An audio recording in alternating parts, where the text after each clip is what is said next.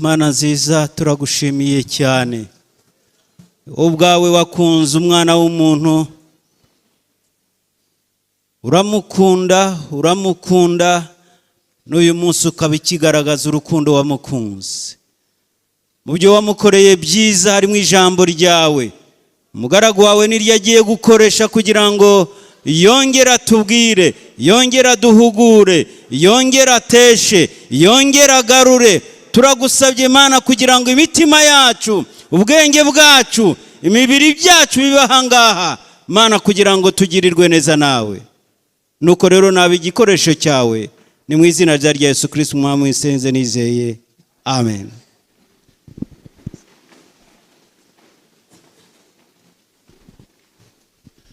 Yesu ashimwe cyane numugisha kuboneka mu iteraniro nk'iri ngiri kuri iki cyumweru kandi bishimiye Imana namwe Imana ikomeze kubagirira neza iduhana umugisha muri iri teraniro. Reka rero dusangire ijambo ry'Imana tugiye gusoma ahantu hatatu n'amagambo ajya kuba menshi ariko meza ariko mu busobanuro turaza guhina. Kadusome mu gitabo cya Yosuwa igice cya 14 turahera ku murongo wa 6 tugeze ku wa 11 niho hambere turi busome. Aha kabiri turaza gusoma mu gitabo cya mbere cya Samweli igice cya 17 turaza guhera ku murongo wa 34 tugeze ku wa 38 hanyuma tuze gusoreza mu rwandiko Paulo yandikiye Abafilipi igice cya 3 turaza guhera ku murongo wa 4 tugeze ku wa 8. Reka dusome twihuse duhereye muri Yosuwa igice cya 14 hereye ku murongo wa 6. Haravuga ngo abayuda bahera ko basanga Yosuwa i Gilugari. Kalebu mwene Yefune umukenazi aramubaza ati ntuzi icyo Uwiteka yatuvuzeho njyewe nawe akayibwira Mose umuntu w'Imana turi Kadeshi Baruneya. Icyo gihe nari maze imyaka 40 twari tukiri Kadeshi Baruneya maze umugaragu w'Uwiteka ntuma kujya gutata igihugu. Bukeye ngarutse muhamiriza ibyo nari nabonye n'umutima utabeshya. Ariko bene data twajyanye bahisha imitima y'abantu ubwoba njyeweho nomatanye n'Uwiteka Imana yanjye rwose. Maze uwo munsi Mose ararahira tunukuri igihugu wakandagiyemo kizaba gakondo yawe n'iy'abana bawe iteka ryose kuko womatanye n'Uwiteka Imana yanjye rwose. Nuko Kalebu arongera aravuga ati kandi dore Uwiteka yatumye mara iyi myaka 45 nkuko yavuze uhereye igihe Uwiteka yabibwiriye Mose Abisiraheli bakizerera mu butayu. None dore uyu munsi nshikije imyaka 85 ubu ndacyafite imbaraga nkuko nari nzifite urya munsi Mose yanyoherejeho. Uko imbaraga zanjye zameraga ku rugamba ntabara ngatabaruka na n'ubu niko zikiri. Imana yacu ishimwe. Igitabo cya mbere cya Samweli igice cya 17 reka duhere ku murongo wa 32 reka ariho duhera tuze gusoreza ku wa 38. Dawidi abwira Sawuli ati ntihagire ukurwa umutima nawe umugaragu wawe ngiye kurwana n'uwo Mufilisitiya. Sawuli asubiza Dawidi ati ntiwashobora gutera uwo Mufilisitiya ngo umurwanye kuko ukiri umusore umugenda kandi we ni umugabo wamenyereye kurwana uhereye mu busore bwe. Dawidi asubiza Sawuli ati umugaragu wawe naragiraga intama za data iyo zaterwaga n'intare cyangwa idubu zigakura umwana w'intama mu mukumbi narahubukaga nkayikubita nkayambura mu kanwa kayo yamvumbukana nkayicakira kanwa nkayivutagura nkayica. Nuko ubwo umugaragu wawe yishe intare n'idubu uwo Mufilisitiya utakebwe azapfa nk'imwe muri zo kuko yasuzuguye ingabo z'Imana ihoraho. Dawidi arongera aravuga ati Uwiteka wandukuye mu nzara z'intare n'idubu azankiza no mu maboko y'uwo Mufilisitiya. Nuko Sawuli abwira Dawidi ati ngaho ugenda Uwiteka abane nawe. Dusoreze mu rwandiko Paulo yandikiye Abafilipi mu gice cya 3 duhere ku murongo wa 4 tugeze ku wa 8. Abafilipi igice cya 3 murongo wa 4 kugeza ku wa 8 haravuga ngo niba hari undi wese wibwira ko afite impamvu imutera kwiringira umubiri, njyeweho namurusha. Dore nakebwe ku munsi wa 8, ndi wo mu bwoko bw'Abisiraheli, ndi wo mu muryango wa Benyamini, ndi umuheburayo w'Abaheburayo, ndi umufarisayo ku by'amategeko, ku bw'ishyaka narenganyaga itorero, ku byo gukiranuka kuzanwa n'amategeko nari inyangamugayo. Nyamara ibyari indamu yanjye nabitekereje ko ari igihombo ku bwa Kristo, ndetse n'ibintu byose mbitekereza ko ari igihombo kubw'ubutunzi butagira akagero, ari bwo kumenya Kristo Yesu. Kubw'uwo nahombye ibyanjye byose, ndetse mbitekereza ko ari amase, kugira ngo ndonke Kristo, Imana yacu tugirire neza. Ayo niyo magambo dusomye muri biriya bitabo bitandukanye, afite ikintu ahuriyeho ku wabashije gukurikira neza dusoma. Na amagambo agira ahantu ahurira. Ahantu ahurira ni hehe? Nuko tubona abantu batatu batanze ubuhamya. Twabanje kubona Yosuwa, Kalebu aha Yosuwa ubuhamya, tubona Dawidi aha ubuhamya Sawuli, twongera no kubona kandi Paulo nawe aha ubuhamya Abafilipi. Nanone ahandi hantu ubwo buhamya buhurira nuko barerekana ubuhamya bwo mu gihe cya kera, ariko bakongera gutanga ubuhamya bw'uyu munsi. Amen. Bango baravuga ubuhamya bwa kera, ariko bakavuga n'ubuhamya bw'uno munsi. Tugereyo kuvuga kuri iryo jambo rivuga ubuhamya bushya. Abangaba tubonye ubuhamya bw'igihe cya kera n'igihe cya none, turaza no kubugarukaho. Ariko kenshi mu gihe cyacu, iyo twumva abantu batanga ubuhamya cyangwa se tukagira amahirwe y'uko ubuhamya burya ni bwiza, uzasanga kenshi ubuhamya bwo mu gihe cyacu ni abantu batanga ubuhamya bwa kera. Iyo ukurikiye neza ubuhamya bw'abantu, nukubwira ngo kera nuzuraga umwuka wera, kera navuze ubutumwa cyane, kera twarasengaga, kera nkiri umusore twagiraga ibihe bikomeye, kera nkiri umukobwa ntarashaka, kera mu bihe bya kera. Umuntu arakubwira akagera akubwira ati umbonye ubu ngubu, iyo wari warambonye kera nakizwaga neza cyane. Kera twakoraga ibitangaza, Imana yaradukoreshaga mu buryo bukomeye, twagiraga ibihe byiza, twadusenga iminsi 5 tugasenga 7 seke, twagiraga ibihe byiza bikomeye, twabonye ibitangaza by'Imana. Hari n'abakubwira ko bagezeho ku rwego rwo kuguruka, kandi ko kugasanga ni nabyo. Rero usanga nyine ubwo buhamya ni kera twavuze ubutumwa bwiza, twafataga akagoma tukajya ku misozi, twabwirije abantu, twaravunnye, twubatse insengero, twakoze ibintu bikomeye cyane, twakizwaga neza, twarakundanaga, twari itorero rishize hamwe. Iyo uganiriye n'amakorari bakubwira ukuntu kera batangiye, kera twagiraga urukundo, uwacu yagiraga ikibazo tukaba twamugezeho. Bazakubwira ubuhamya bwiza cyane, ubuhamya bwiza buryoshye, bakubwira ukuntu bagiraga impano z'umwuka wera, nta muntu wapfaga kubinjiramo Imana itabanje kubabwira ikijya mbere. Ubwo buhamya bwose murumva ukuntu ari bwiza. Ndababajije ngo murumva ukuntu ubwo buhamya ari bwiza. Ni bwiza cyane, ni bwiza cyane. Ariko ikibazo bufite ni kimwe, ni kera. Ni kera twaririndaga, ni kera twakizwaga neza, ni kera twagize ibihe byiza, twagize ibitaramo bifite imbaraga, twirukanye abadayimoni cyane, abantu barabohokaga, abantu babonaga Imana. Ni ubuhamya bwiza cyane, ariko ikibazo bufite ni kera. Hari igihe umuntu avuga kera, aho ugasanga nta none afite.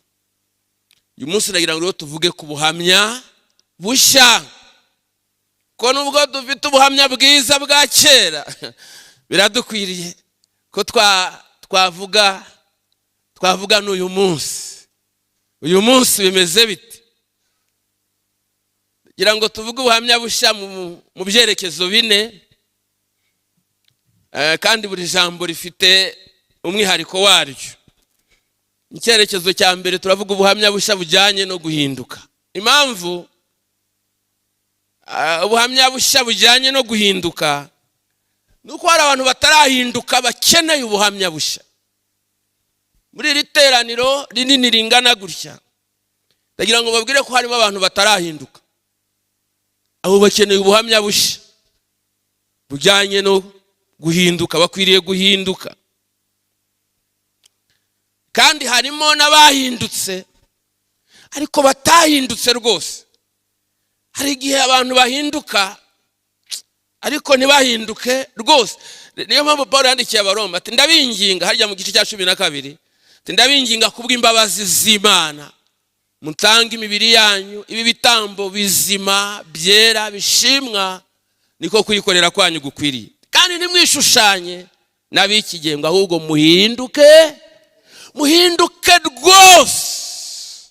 muhinduke rwose. Abaroma yandikiye bari Abaroma bakijijwe, ntago ari Abaroma b'abapagani, oya, yandikiraga abakijijwe.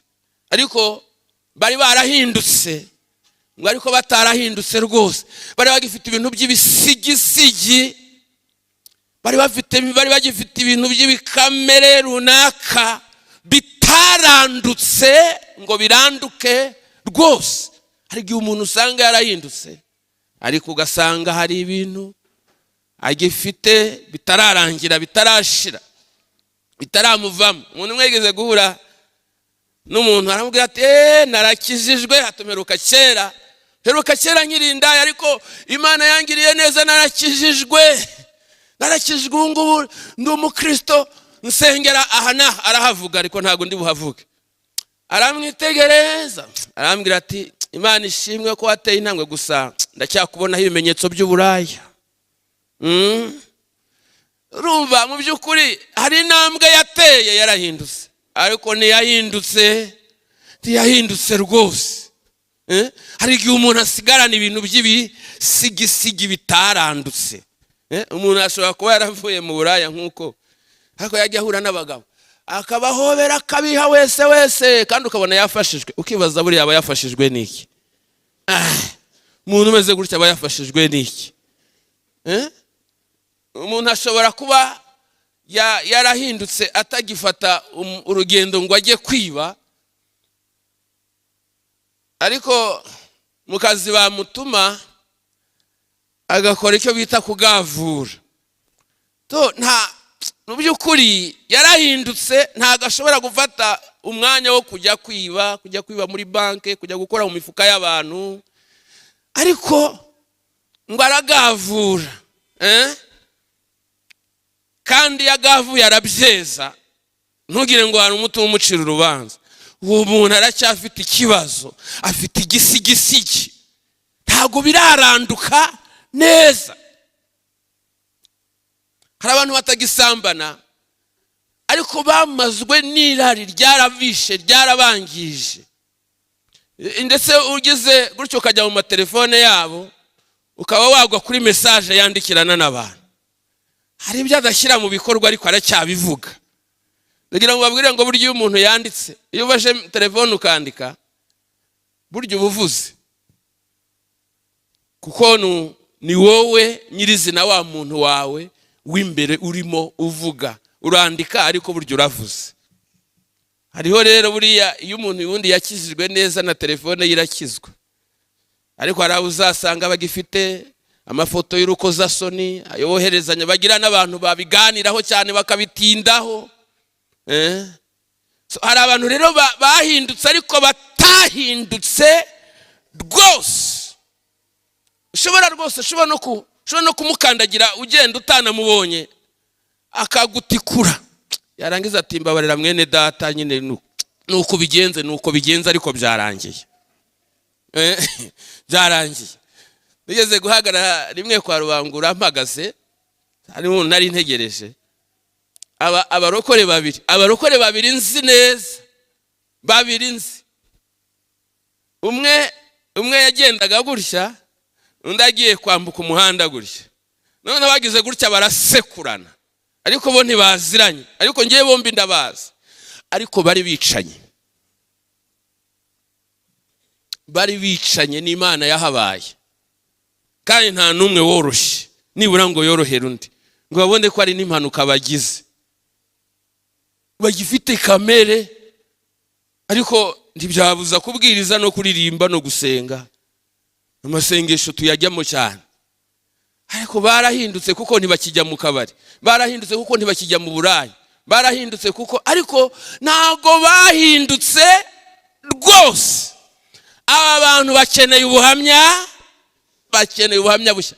Mwibagiwe intego, turavuga ubuhamya bushya. Imana yacu tugirire neza. Hari n'abandi, ubwo ndacyari muri cya cyerekezo kijyanye no guhinduka. Hari n'abantu uzasanga barahinduye ariko ntibahinduka. Barahinduye ariko ntibagira gute. Ati ngewe nasengeraga hana, none narakijijwe nsigaye nsengera muri ADPR. Ariko wamwitegereza ugasanga nubwo yahinduye aracyari wa wundi wahoze hahandi. Icyo yakoze ni kimwe gusa, nuko yavuyeyo agatera intambwe akagira gute, akaza. Ariko ibindi, naho yagiye mu mazi menshi, naho bamwakire, naho bagize gute, nubyukuri ukabona aracyari wa wundi, yarahinduye ariko ntiyahindutse. Uyu muntu akeneye ubuhamya bushya. Turacyari kumwe. Yesu ashimwe. Aho ni mu bijyanye no guhinduka. Hanyuma dukwiriye no kugira ubuhamya bushya mu bijyanye no kugendana n'Imana.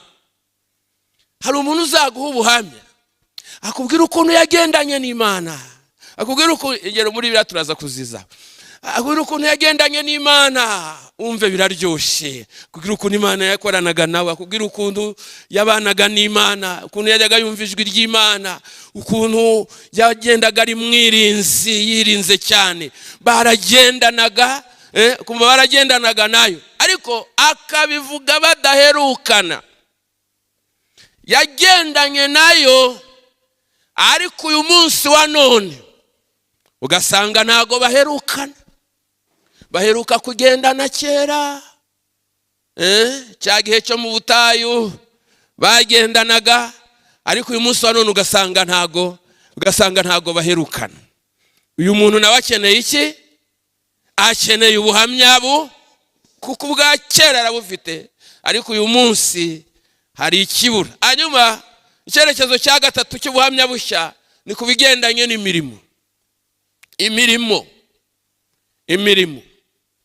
Hari abantu bakoze cyane, imirimo bakoze mu murimo w'Imana, usanga barakoze cyane ndetse bakora n'ibikorwa by'indashyikirwa, barakora cyane, ariko uyu munsi wa none ugasanga ntacyo barimo bakora. Baricaye, umurimo bawuvuyemo, amakorari bayavuyemo, bahoze mu banyamasengesho babivuyemo, bahoze basura abarwayi babivuyemo, bahoze bahugura abantu babivuyemo, bahoze bakoropa insengero babivuyemo, bahoze bakora imirimo itandukanye, ariko ugasanga uyu munsi wa none bariyicariye, ntacyo bariho bakora, ndetse rimwe na rimwe banasubiye n'inyuma. Nyamara bakibagiza ko imirimo ya nyuma ari izahesha agaciro imirimo ya mbere. Sinzi niba mubyumvishe. Ndavuze ngo imirimo ya nyuma nizahesha agaciro imirimo ya mbere. Kuko Yesu naza azagusanga aho uri, ntago azagusanga aho wahoze, azagusanga aho uri. Nawe ukeneye ubuhamya? Ukeneye ubuhamya? Ukeneye ubuhamya bushya. Hanyuma icyerekezo cya kane ni ubuhamya bushya bujyanye ibihe byiza by'umwuka. Ariko muzi ko twagize ibihe byiza by'umwuka. Haleluya. Twagize ibihe byiza by'umwuka, twagize ububyutse bukomeye. Bya bindi twavuze ngo twuzuye umwuka wera cyane, twarasenze cyane, twararyohewe. Hari igihe dukumbura ibihe bya kera, hari igihe dukumbura ibyo twahozemo. Ariko Imana yo ntiyigeze ihinduka, ijambo ryawe ntiryigeze rihinduka. Ikintu cyose cyaduheshaga ibihe byiza kiracyahari, turacyagifite mu biganza byacu. Kubera iki twibuka ibihe byacu bya kera biryoshye? Uyu munsi byabihijwe n'iki? Niki cyatumye abantu bahoze bagurumana uyu munsi wa none bakaba barazimye? Niki cyatumye abantu baragiraga ibihe byiza none bikaba byaragiye? Niki cyatumye abantu barakundaga amateraniro kubera ibihe byiza byabagaho? Niki cyatumye abantu barakumburaga mu nzu y'Imana uyu munsi wa none ukabona bitakibashishikaje? Hari ibihe byiza byagiye, hari ibihe byiza byacitse abantu. Hari igihe rero abantu bakubwira ko bagize ibihe byiza, ariko ugasanga uyu munsi wa none barazimye, nta n'uwamenya ko banabyigeze, byasigaye mu mateka. Uyu munsi wa none dukeneye ubuhamya bushya bw'ibihe. Uyu munsi wa none birashoboka. Haleluya. Nituzana wa mutima twari dufite kera, tukaba mu ijambo nk'uko twaribagamo kera, tukaba mu masengesho nk'uko twasengaga kera, n'uyu munsi wa none nero bele sandove ya Mana yabitangaga iracyahari, ntaho yagiye. Haleluya. Haleluya. Mureke twe gukomeza kuba muri ayo maganya yo kuvuga ngo ibihe byiza, ngo kera ngo byari byiza. Mureke tubigire byiza. Amen. Haleluya. Ntabwo bikwiriye kuba mu mateka, ahubwo dukwiriye kubana nabyo. N'uyu munsi wa none birashoboka. Imana itugirire neza. Haleluya. So dukwiriye kugira ubuhamya bushya muri izo ngeri zose tuvuze. Ariko reka noneho tujye muri Bibiliya tuvuge kuri bariya bagabo twavuzeho, hanyuma duhite dusenga Imana. Reka duhere kuri Paulo. Paulo yagaragaje, yandikiye Abafilipi, agaragaza ubuhamya bwe bwa kera n'ibyirato bye bya kera. Kuntu kera nawe yajyaga yirata ibintu by'umubiri, yari afite ibyirato bya kera bigeze kuri 7.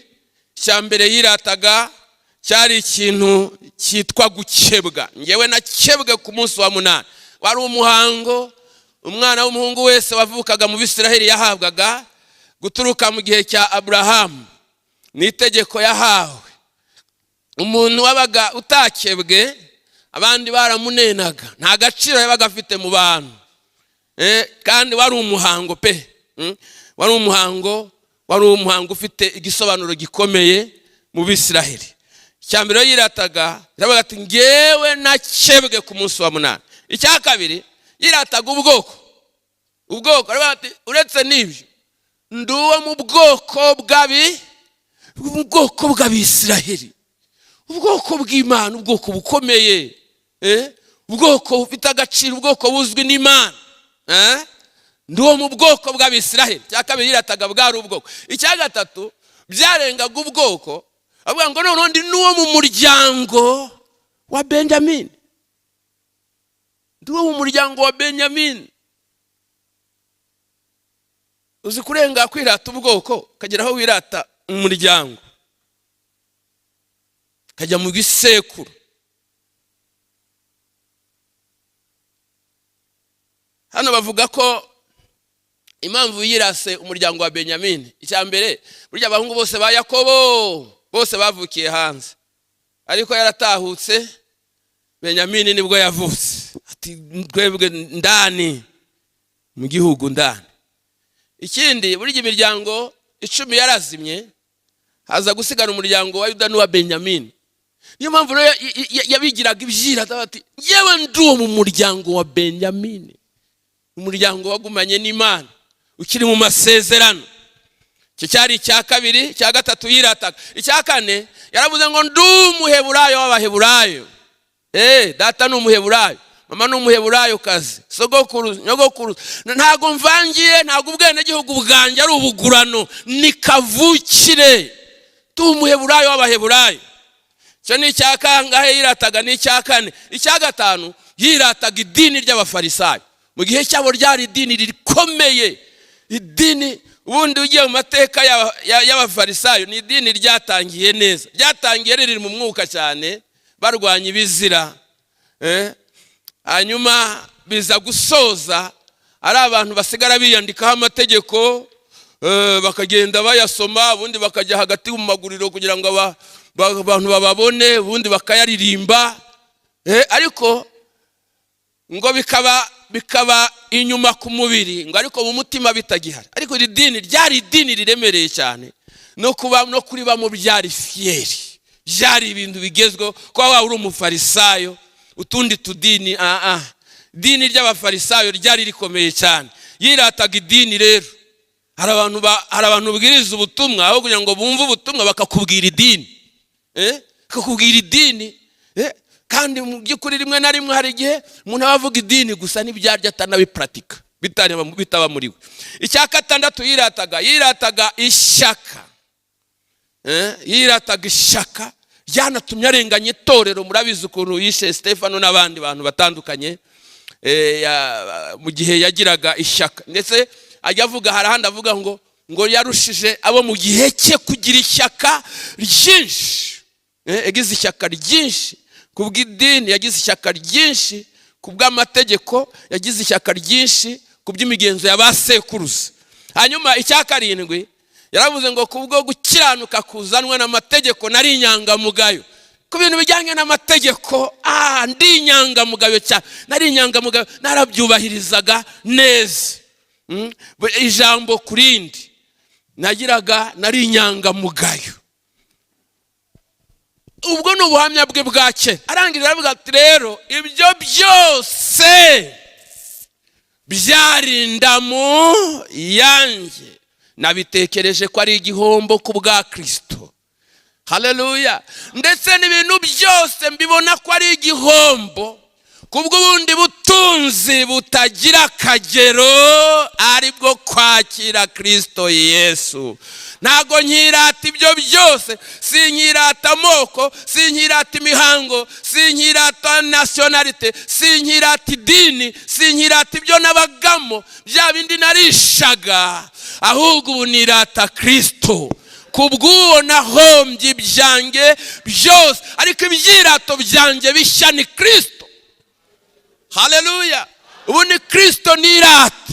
Ibindi byose ngo iyo mbirebye mbibona nk'amase, ariko kubw'ubundi butunzi butagira akagero naronse Kristo Yesu, niwe wuzuye umutima wanjye. Imana ishimwe. Haleluya. Haleluya. Ubwo ni ubuhamya bwa Paulo bushya, aravuga ati ubu ngubu sinkirata, ntago nkiba mu moko ntago nkirata imihango muri nge harimo Kristo, yaminduye icyaremwe gishya, mfite ibyirato bizima. Imana ishimwe. Haleluya. Hanyuma kwihuta igihe cyacu cyagiye, tugere kuri Dawidi. Dawidi nawe yatanze ubuhamya. Dawidi atanga ubuhamya. Mugabo witwa Goliyati yarazengereje abafilisitiya iminsi 40 yose, abatuka basuzugura, ababwira ati muri mwe habayemo umugabo yaza tukarwana. Ubundi namenye ko namutsinda, murahita mu bagaragu bacu, kandi nawe niba yantsinda, niba byabaho, niba byashoboka, ubwo natwe twabagaragu bacu. Iminsi 40 ishira yigaragambya, harabuze umuntu umutinyuka mu ngabo za Sawuli zose. Ku munsi wa 40 Yesayi se wa Dawidi amutuma kujya ku rugerero, kujya kugemurira abakuru be no kumenya amakuru yabo. Ahagere ahurirana na ya saha Umufilisitiya yajyaga aza gutuka Abisiraheli ngo bakanyegera bajya mu myobo. Ngo yumva ukuntu abatuka basuzuguye. Dawidi ati no, ni gute umuntu asuzugura ingabo z'Uwiteka kakageni? Ni gute bishoboka bite? Abantu bati shava aho ngaho, shawe namava muhira we ntuzakaraha ngaha. Uriya mugabo buriya uyu ni umunsi wa 40. Habuze umuntu ujya kurwana nawe yirirwa dutuka kuriya. Avuga ati niba hari umugabo naze turwane, kandi nimutsinda umenye ko muzabagaragu bacu. Ati Sawuli umwami yageze ahashyiraho intego, aravuga ati umuntu uzajya kurwana uriya mugabo akamutsinda, icya mbere nzamuha ubutunzi bwinshi, icya kabiri nzamushingira umukobwa wanjye, icya gatatu we n'umuryango we nzabaha umudendezo mu gihugu. Atariko habuze n'umwe kugeza aya magingo. Ngo Dawidi akomeza kubaza ati heti nuko bimeze? Ngo bakuru baba bamubonye batariko wagahunguwe wowe, ubwibone bwawe bwakuzanye kureba intambara, uri mu biki? Tubundi bwa butama wabusigiye nde? Abazanye ikibazo cy'ubutama, hari ikibazo cya Goliyati. Ndababwira ati se mbagize gute? Ati mbise reka ngakomeza kubaza amakuru. Arangije aravuga ati murabizi, ngewe ngiye kurwana n'uriya mugabo kandi ndamutsinda. Ngo umuntu wumvishe iryo jambo, urumva mu minsi 40 abantu bari bafite amatsiko yo kubona umuntu uzajya kurwana na Goliyati. Ngo wabyumvishije bwa mbere arirukanka ajya kubwira Sawuli ati umwami habonetse umuntu noneho ujya kurwana nawe. Habonetse umuntu ujya kurwana nawe. Sawuli ati nimwihute mumuzane. Sawuli urumva nk'umwami wikoreye ibibazo by'igihugu, yari se yishima cyane kumva ko hari umuntu noneho ubonetse. Iminsi 40 byari byarananiranye habuze n'umwe. Ariko noneho dore ikindi kintu kigiye kumubaho. Ngo bazane Dawidi ngo mukubita amaso atayiwe. Ese sha ni wowe bazanye? Se wowe ko ndeba uri umusore muto w'umugenda, urubona wajya kurwana n'uriya mugabo? Dawidi ati ntihagire uterwa ubwoba nawe, ndamurwanya kandi ndamutsinda. Sawuli ati oya, ntago warwana n'uriya mugabo. Uriya mugabo we yarwanye kuva mu busore bwe, n'uyu munsi wa none ni umuntu wamenyereye intambara. Abantu bose baramutinya, ateye ubwoba. Dawidi ati oya, ati ndajyayo kandi ndamutsinda. Sawuli ati oya. Sawuli aranangira. Ngo Sawuli anangiye, Dawidi aramubwira ati noneho mpa akanya gatoya mbanze nguhe ubuhamya. Haleluya, reka mbanze nguhe ubuhamya. Abantu bajye badusuzugura kuko batazi ubuhamya bwacu. Batubona tugenda ariko ntago bazi ubuhamya, ntago bazi amateka dufitanye n'Imana. Ngo aramubwira ati ngaho mu bwo buhamya. Aramubwira ati ngewe kera naragiraga intama za data, tiyo zaterwaga n'intare cyangwa idu. Ati kibeshye gafata umwana w'intama cyangwa umwana w'intama. Ati ngewe narahubukaga nkayikubita nkayiyambura mu kanwa kayo. Ati yakwibeshya ngo iramvumbukana. Ati nkayisimbukira nkayicakira nkayivutagura nkaba ndayishe. None ubwo umugaragu wawe nishe intare nkica n'idubu, uriya Mufilisitiya utaranakebwe, agire kuba ari Umufilisitiya, agire no kuba atarakebwe, nakwiriye gupfa nk'imwe muri zo ntare cyangwa idubu. Haleluya, haleluya, haleluya, haleluya.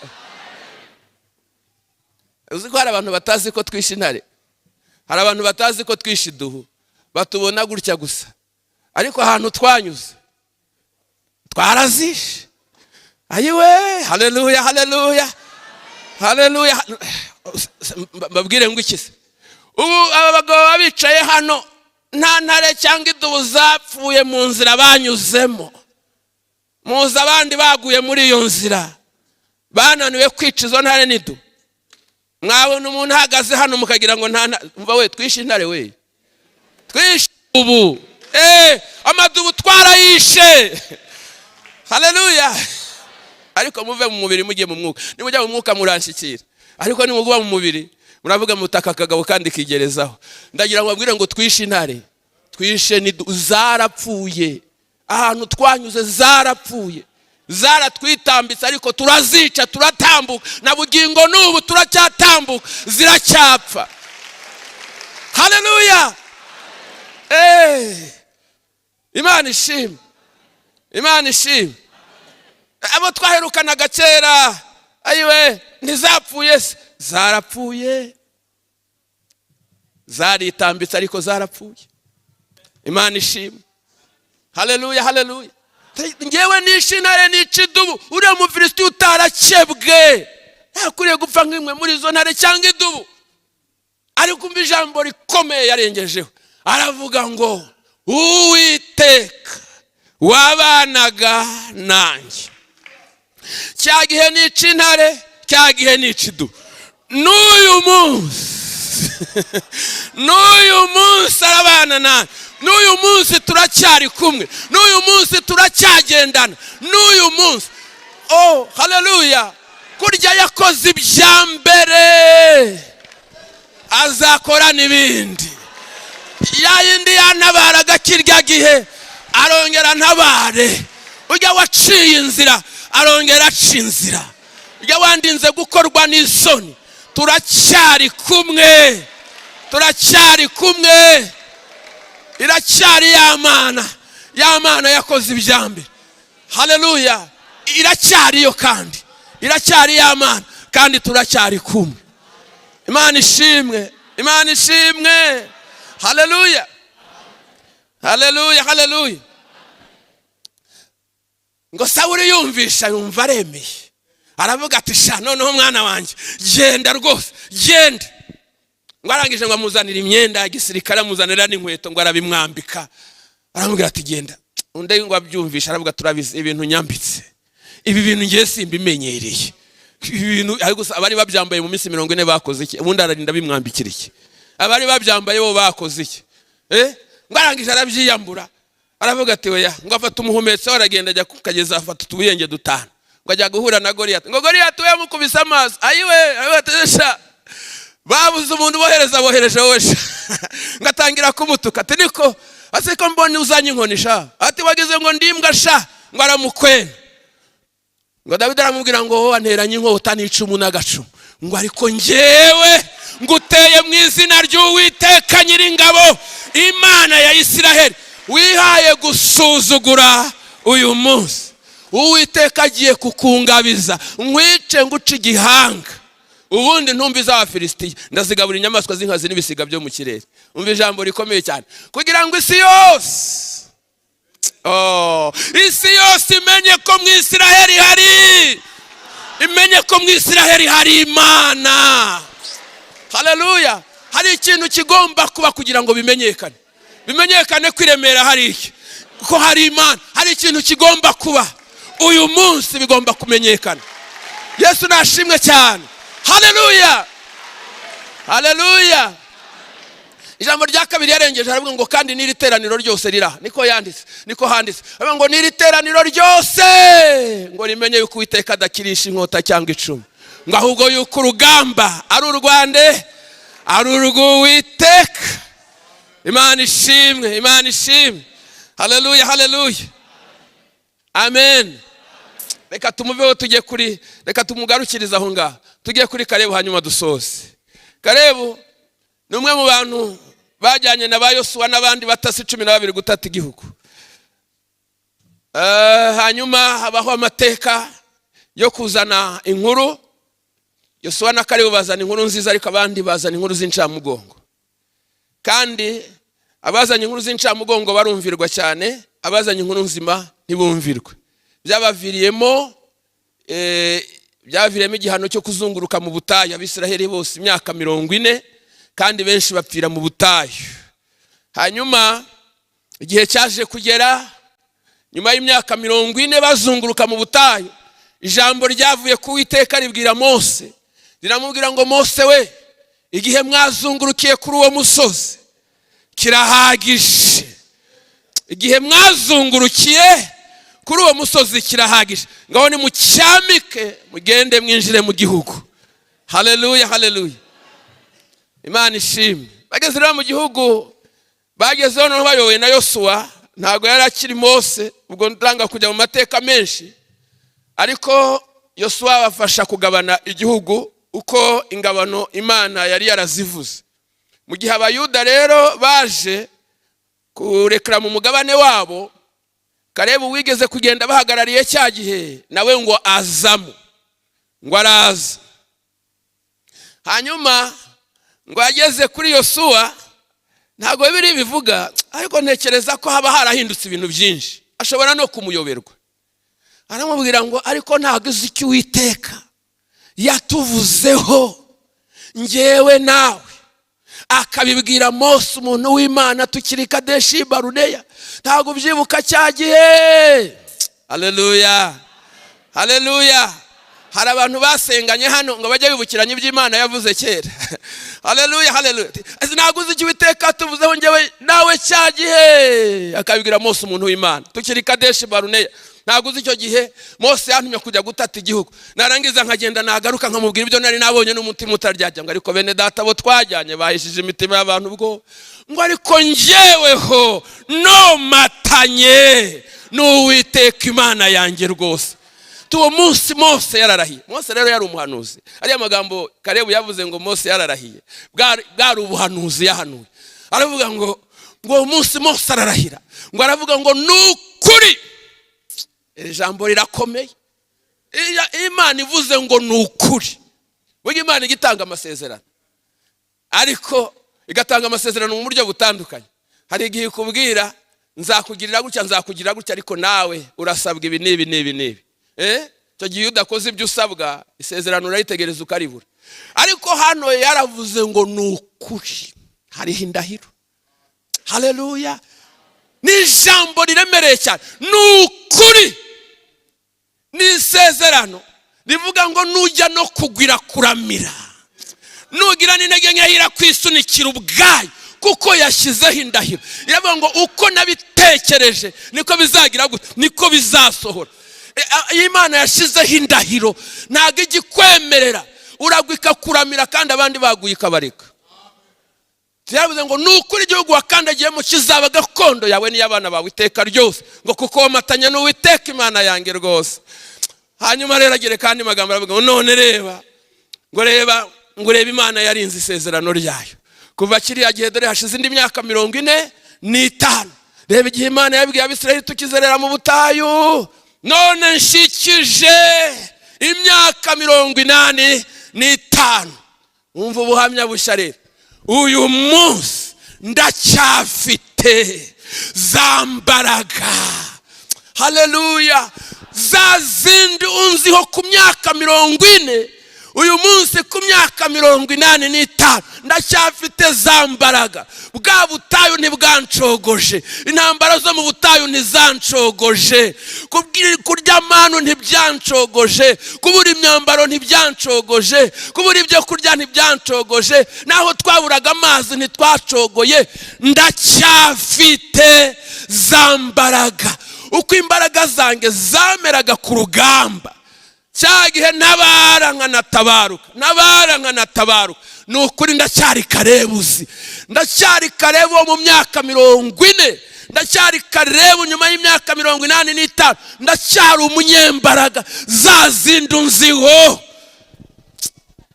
Muvuge cyane ngo amena. Ongere cyane ngo amena. Ndacyafite za mbaraga. Oh, haleluya, haleluya, haleluya. Ndagira ngo tugarukirize aha ngaha dusenga Imana. Uracyafite za mbaraga, uracyafite bya bihe. Ubutayu wowe wabunyuzemo bigenda gute? Wagira ubuhamya nk'ubwa Kalebu, wagira ubuhamya nk'ubwa Dawidi. Imana itugirire neza. Ndagira ngo dusenga Imana, ndagira ngo dusenga Imana kandi twihutishe. Imana itugirire neza. Iri jambo ni iryacu cyangwa si iryacu? Niba ari iryawe haguruka dusenga Imana. Twihuse cyane dusenga Imana, na Pastor Safari arabaza kugira ngo aze kudufasha mukanya gusenga. Twihuse cyane. Imana itugirire neza, Imana itugirire neza. Niba wumva ari ijambo ryawe buti nanjye nkeneye ubuhamya bushya, ntubure kubwira Imana ikiri ku mutima wawe. Imana ikugirire neza, Imana iguhe umugisha, Imana ikurebe neza, Imana iguhindure, Imana ikugarurire ibihe, Imana ikugarurire za mbaraga, Imana igushyire mu mwanya, Imana igushyire mu bihe byawe byiza. Wongere uryoherwe, wongere wishimire mu mwami, wongere wishimire mu mwuka wera, wongere wuzure umwuka wera, wongere ugire ibihe byiza. Imana itugirire neza. Ndagira ngo tugihagaze gutya atarasenga, birashoboka we ko atari n'ubuhamya ukeneye gusa, ahubwo waranaguye. Shobora ko waraguye. Zamura ikiganza cyawe aho uri wowe, turagusengera gutya aho uri. Imana iguhe umugisha nshuti yanjye, Imana iguhe umugisha, Imana iguhe umugisha nawe. Imana iguhe umugisha. Waraguye we, ibyo waciyemo byarakugushije, wasubiye inyuma uragwa. Imana iguhe umugisha cyane. Kandi ushobora no kuba uri hano utarahinduka, utarakira Yesu. Nawe uzamure, nawe uzamure, twese muzamurire icyarimwe kugira ngo tubasengere icyarimwe. Imana ibaha umugisha cyane. Muzamure cyane. N'ubuhamya, n'ukubwira Satani ngo ndagucitse, n'ukubwira Satani ngo sinzongera kugukorera. Imana itugirire neza. Amen. Abarambuye ibiganza ntibahaza hano imbere, abungeri bakabarambikaho ibiganza byerejwe uyu murimo. Reka nkwinginge, ngwino uze hano imbere dusenge Imana. Urakoze cyane, ikaze cyane, ikaze cyane. Turagushimira Imana kuko iguhamagaje ijambo ryayo. Sifa kwa Bwana. Ikaze, nawe urakoze cyane, nawe urakoze. Ngwino, umwami Yesu yiteguye kukubabarira kandi yiteguye kugusubizamo imbaraga. Mu butayu warahamugariye, wowe wazamuye ukuboko, ngwino umwami Yesu araguhamagara. Mu butayu warahavunagurikiye, mu ntambara wagiyemo waraneshejwe, ariko umwami Yesu aguhamagaje ijambo, nawe wongere ugire ubuhamya bushya mu izina rya Yesu. Amen. Mwami Imana yacu, mu izina rya Yesu Kristo, mu mbaraga n'ubushobozi bwawe bwinshi, turagushimiye ku buhamya bwa kera buhabwa agaciro n'ubuhamya bwa none. Sifa kwa Bwana, haleluya. Turagushimiye ku ijambo ryawe ubwaryo rifite ubushobozi bwo guhindura imitima yabaye akahebwe. Uyu mwanya dusengeye abantu bawe bari barabonye ibyo mw'isi ari ibintu byo kugundirwa, ariko Paulo atanga ubuhamya bushya, aravuga ati ibyo ngibyo byari byaramboshye nabihinduye nk'amase, ubu icyo nkeneye ni ubugingo buhoraho. Muri iri teraniro bari nka Paulo barahari. Turagushimira kubababarira, turagushimira ko babonye gukiranirwa kwabo uyu munsi, bakaba bafishe umugambi w'ubuhamya bushya. Turagushimira ko Dawidi ubuhamya bwa kera bwemeje umutware, ariko icyo wakoze muri we cyemeje amahanga, bimenyekana ko izina ryawe ari ryo zina, kandi mu Bwisiraheli karo hari Imana. Bimenyekane ko mu bakristo hari mu Imana, ko mu itorero hari mu Imana. Turagushimiye ko Kalebu mu butayu ntiyananiwe, ageze imbere y'Abanaki ntiyacogoye, yiringiye, yomatanye nawe. Dusengeye abantu ngo ubabarire intege nke bagize, ubabarire ibyaha n'ibicumuro. Aba bantu bemeye kwanamiza, ubezesha amaraso yawe, ubandike mu gitabo cy'ubugingo. Ubwo uzasoma amazina, ugahamagara amazina y'abera, aba nabo bazumva amazina yabo, noneho bakwitabe, tuzabane mu birori ugiye kuremera itorero. Turagushimiye kari ubabariye abantu bawe, ukabeza imitima, kandi ubashoboze umugambi bafashe wo gutangira ubuhamya bushya mu izina ryawe Yesu. Uhereye none abantu bakiri ingoyi zibaboshye imitima bagira ubuhamya bushya, tubisabye Imana mu izina rya Yesu, amen, amen.